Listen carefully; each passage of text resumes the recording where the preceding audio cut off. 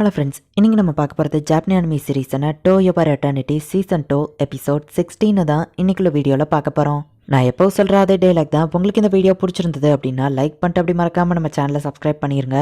ஏன்னா நீங்கள் சப்ஸ்கிரைப் பண்ணி சப்போர்ட் பண்ணீங்க அப்படின்னா தான் என்னால் டெய்லியோ சேர்ஃபுல்லாக வீடியோஸ் போட முடியும். சரி வாங்க நம்ம வளவலன்னு பேசிகிட்டு இருக்காம இன்னைக்குள்ள கதைக்குள்ளே போக ஆரம்பிக்கலாம். இன்றைக்கி நம்ம பார்க்க போகிறது to your eternity season 2 episode 16.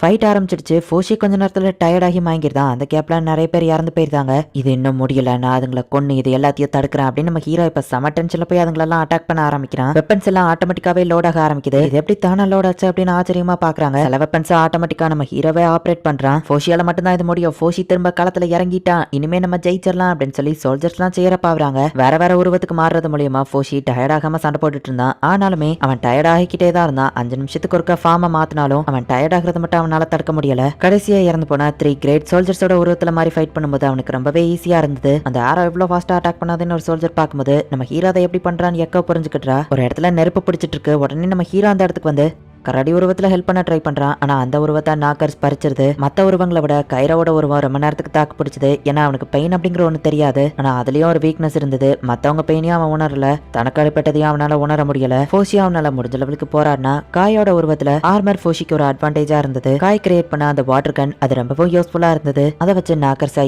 ஈஸியாவே துண்டாக்க முடிஞ்சது. ஃபோஷி மசாரோட உருவத்தை எடுக்கும்போது மட்டும் அவனோட துணி ரொம்பவே வெயிட்டா இருந்ததுனால அவ்வளவு ஈஸியா அவனால மூவ் ஆக முடியல. அந்த துணியே அவ்வளவு வெயிட்டா இருந்ததுன்னு அப்பதான் ஃபோஷிக்கு புரிஞ்சுது.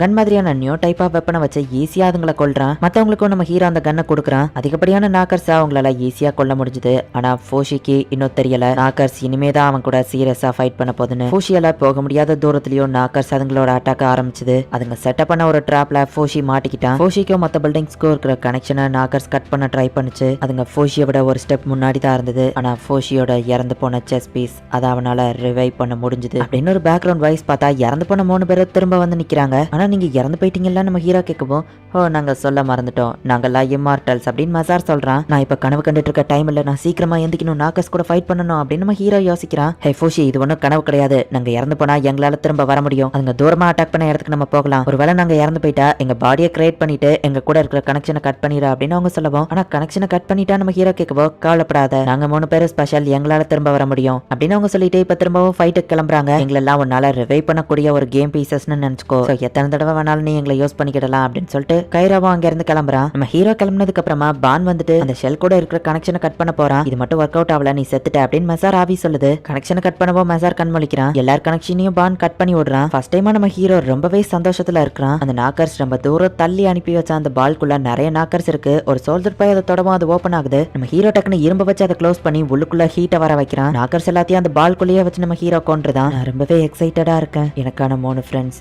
இந்த மாதிரி ஒருத்தங்களை தான் நான் எதிர்பார்த்துட்டு இருந்தேன். எத்தனை தடவை அவங்க இறந்தாலும் திரும்ப வந்துருவாங்க. என் லைஃப்ல நான் இவ்வளவு எக்ஸைட்டடா இருந்ததே இல்லை அப்படின்னு நம்ம ஹீரோ யோசிக்கிறான். இந்த உலகத்துல இருக்கிற எல்லா நாக்கர்ஸுமே இப்ப இந்த இடத்துல தான் உன்னை அட்டாக் பண்றதுக்கு ரெடியா நிக்குது அப்படின்னு அந்த பிளாக் ஆளு சொல்றாரு. ஆனா நம்ம ஹீரோக்கு இப்ப கான்பிடென்ட் இருக்கு. அந்த 3 பேரையும் நம்ம ஹீரோ எல்லா இடங்களுக்கும் அனுப்பி வைக்கிறான். எத்தனை தடவை அவங்க இறந்து போனாலும் ஒரு சேஃபான லொகேஷனுக்கு திரும்பவும் அவங்கள டக்குன்னு அனுப்பி வைக்கிறான். அதுலயும் அந்த 3 பேரும் யார் யாரு எந்தெந்த இடத்துல ஃபைட்டுக்கு சூட் ஆவாங்களோ அதுக்கு தகுந்தபடி அனுப்பி வைக்கிறான். அது போக பால்குள்ள வர நாக்கர்ஸ் எல்லாத்தையுமே இரும்பு பாலை வச்சு உள்ளே அப்படியே சாவடிக்கிறான். அந்த மீறியோ சில நாக்கர்ஸ் தப்பிச்சு ஊருக்குள்ள போக ஆரம்பிக்குது. அவங்களையும் நம்ம ஹீரோ ப்ரொடெக்ட் பண்ணிட்டு இருக்கான். மார்ச் தேடி அந்த 2 பேரும் வந்திருக்காங்க. அவங்கள நாக்கர்ஸ் அட்டாக் பண்ண போகவும் மசார் போய் காப்பாத்துறான்.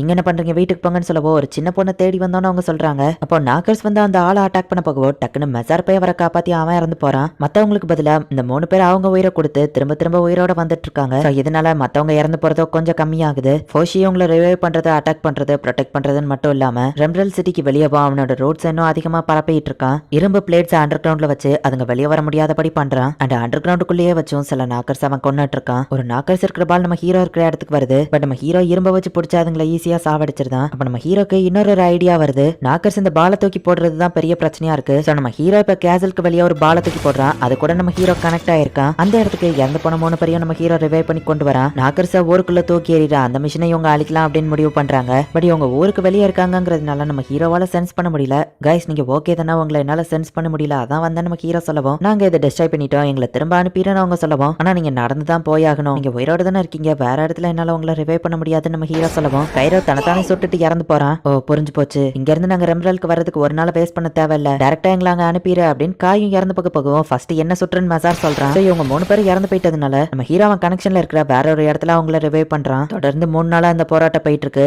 இறந்து அவங்க திரும்ப ரிவைவ் ஆயிட்டே இருக்காங்க. ஃபோஷியன் இந்த 4th டிஸ்ட்ரிக்ட் அனுப்பிடு அப்படின்னு மசார் தன்னை சுட்டு இறந்து போறான். லாங் டிஸ்டன்ஸா இருக்கிற இடத்துக்கு இப்படி இறந்து போய் ரிவைவ் ஆகி டிராவல் பண்றாங்க. இந்த பாடிஸ் எல்லாம் மறக்காம எரிச்சிருங்க நம்ம ஹீரோ சொல்றான். இறந்து போன பாடிஸ் மூலியமா நாக்கர்ஸ் வரக்கூடாதுங்கிறதுக்காக எல்லா பாடிஸையும் அவங்க எரிச்சிருந்தாங்க. 3 நாள் ஆகி இது இன்னும் முடியல. இன்னும் 1 மாசத்துக்கு இந்த ஃபைட் ஓடுமா அப்படின்னு பிரின்சஸ் யோசிக்கிறா. அந்த வைஸ்மேன் எல்லார் வீட்டுக்கும் தானாவே சாப்பாடு அனுப்பியிருந்தாரு. சோ மக்கள்லாம் சேஃபா தான் இருக்காங்க அப்படின்னு அங்க இருக்கிற செக்யூரிட்டி சொல்லவும் ஒரு மெய்ட் வந்து பிரின்சஸ கூப்பிடுறா. 3 தடவை தட்டுற சவுண்ட் கேட்டு சரி என்ன எதுக்கோ கூப்பிடுறாங்க அப்படின்னு நம்ம ஹீரோ போய் பாக்குறான். இந்த குஹாக்கோ இவனை எங்களால நம்ப முடியாது அப்படின்னு காமோ சொல்லவும் என்னாச்சு நம்ம ஹீரோ கேக்குறான். வெஸ்ட் பேட்டில் சைட்ல இருந்து நாங்க திரும்ப போகலான்னு போகவும் அந்த நாக்கர்ஸ் என்ன வான் பண்ணுது. அதுங்க இங்க அட்டாக் பண்ணாதான் நம்ம இங்கே இருக்கலாம் அப்படின்னு குஹாக்கோ சொன்னா. சரி அங்க சேஃப் தானே நாங்க ட்ரீட்மெண்ட் கொடுத்துட்டு இருந்தோம், ஆனா அதுங்க வந்து எங்களை அட்டாக் பண்ண ஆரம்பிச்சிடுச்சு அப்படின்னு அவங்க சொல்லவும் அவன் மேல எந்த தப்பு இல்ல, என்ன என்னால தானே ஒரு பொண்ணு வருத்தப்படவும் அவளோட கையவும் இவன் வெட்டிட்டான் அப்படின்னு காமோ டென்ஷன் ஆகுறான். அதை நான் பண்ணல, என்னோட லெஃப்ட் ஆர்ம் தான் பண்ணுச்சு. அவ கையில நாக்கர்ஸ் ஏறிடுச்சு, அவளை வெட்டினாதான் காப்பாற்ற முடியும்னு குஹாக்கோ சொல்லவும் அதுக்குன்னு உன் இஷ்டத்துக்கு அவ கையை வெட்டுவியான்னு காமோ டென்ஷன் ஆகும். எல்லாம் ஏன் தப்பு தான், என்ன மன்னிச்சிருங்க நம்ம ஹீரோ சொல்றான். ஃபுஷி நீ ஏன் மன்னிப்பு கேட்கறது, ஏன் தப்பு தான் குஹாக்கோ சொல்லவும் அப்ப நீ அந்த நாக்கர்ஸ் பக்கம் தானே தப்பு உன் பக்கம் ஒத்துக்கிறியான்னு கேட்கவும் என்ன பேசுறீங்க, நான் ஒன்னும் நாக்கர்ஸ் பக்கம்லாம் கிடையாது, காய் நம்ம எல்லாம் ஒரே டைம் தானே கொஞ்சம் சொல்ல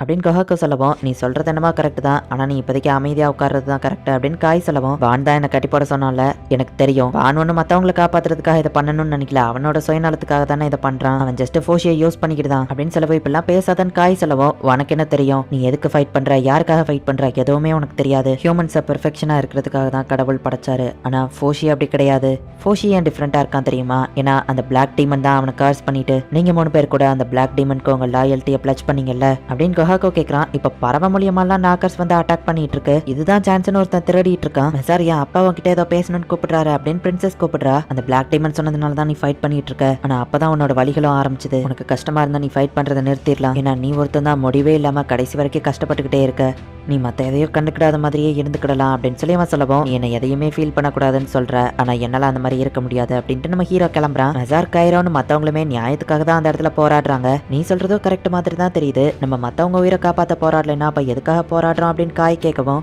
நம்ம ப்ரொடெக்ட் பண்ணணும்னு நினைக்கிறதே ஃபோஷியோட ஹியூமனிட்டிய அப்படின்னு குஹாக்கோ சொல்றான். சவுத்துல ஒரு கைரேகை இருக்கிறத நம்ம ஹீரோ பாக்குறான். மார்ச் சேஃபா தான் இருக்கா, அதுதான் அந்த கைரேகைக்கு அர்த்தம் அப்படின்னு மார்ச் அவங்க அப்பா அம்மா எழுதின அந்த லெட்டர்ல இப்படிதான் பண்ணிருப்பா. அதை நம்ம ஹீரோ பாக்குறான். இந்த இடத்துலயே இந்த எபிசோட் முடியுது. அந்த கைரேகையை பார்க்கவுமே அது மார்ச்சோடது தான் அப்படிங்கறத நம்ம ஹீரோ புரிஞ்சுக்கிட்டான். இந்த பான் வந்துட்டு நம்ம ஹீரோ கிட்ட எதுக்காக உண்மையெல்லாம் மறைக்கணும், சர்ச் ஆஃப் பெனத் உன கிங் ஆக்குறேன் அப்படின்னு பான் கிட்ட சொல்லவுமே நம்ம ஹீரோவா அந்த சர்ச் ஆஃப் பெனத் கிட்டே அவன் விட்டு கொடுத்திருப்பான். உண்மையிலேயே பான் நல்லா வந்தானா என்னதான் நடக்குது அப்படிங்கறத நெக்ஸ்ட் எபிசோட் பார்த்து தெரிஞ்சுக்கோங்க. அண்ட் உங்களுக்கு இந்த வீடியோ பிடிச்சிருந்தது அப்படின்னா லைக் பண்ணிட்டு அப்படி மறக்காம நம்ம சேனலை சப்ஸ்கிரைப் பண்ணிருங்க. தேங்க்யூ ஃபார் வாட்சிங். பை கைஸ், நெக்ஸ்ட் எபிசோட்ல மீட் பண்ணலாம்.